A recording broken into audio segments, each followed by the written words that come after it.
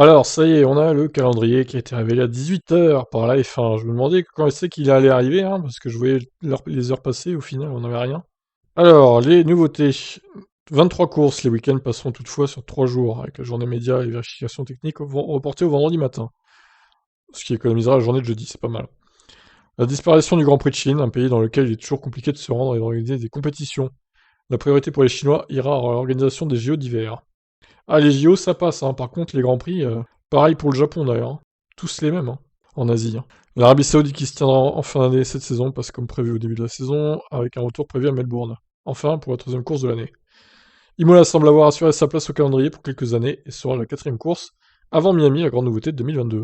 Alors bon, bah, sans plus attendre, hein, je vous révèle le calendrier de la F1 2022.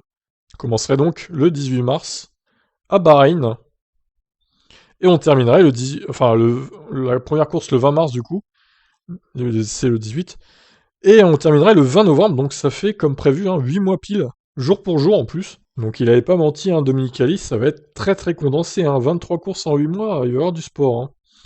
Donc Bahreïn, une semaine après Arabie Saoudite, 2 semaines après Australie, 2 semaines après Italie, 2 semaines après, enfin Italie, Imola du coup, 2 semaines après les États-Unis à Miami, ensuite 2 semaines après l'Espagne, une semaine après l'Espagne Monaco, 2 semaines après l'Azerbaïdjan, une semaine après le Canada, 2 semaines après le Canada la Grande-Bretagne, l'Autriche une semaine après. Bon, pour l'instant il n'y a pas de triple leader, hein, bizarrement.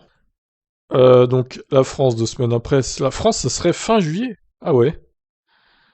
Double leader avec la France et la Hongrie, d'accord. Belgique, Pays-Bas, Italie, donc la triple leader forcément. Russie, Singapour du coup. Puis Japon, ça sera un autre triple leader. Si tout va bien, on va retourner à Singapour et à Suzuka. Si tout va bien. États-Unis, Mexique, double leader. Brésil, Abu Dhabi, double leader aussi. Et au final, il n'y a pas tant de triple leader que ça, hein. Il y a beaucoup de double leader, mais pas beaucoup de triple leader. Donc voilà, ceux qui se plaignent du calendrier surchargé, ils vont peut-être se calmer un peu. Au final, il y aura que 2 triple leaders en fait, tout simplement. Il y a celui-ci et celui-là, du coup. Le reste, c'est des double leaders. Alors, il y a beaucoup de double leaders, hein, par contre, oui, effectivement.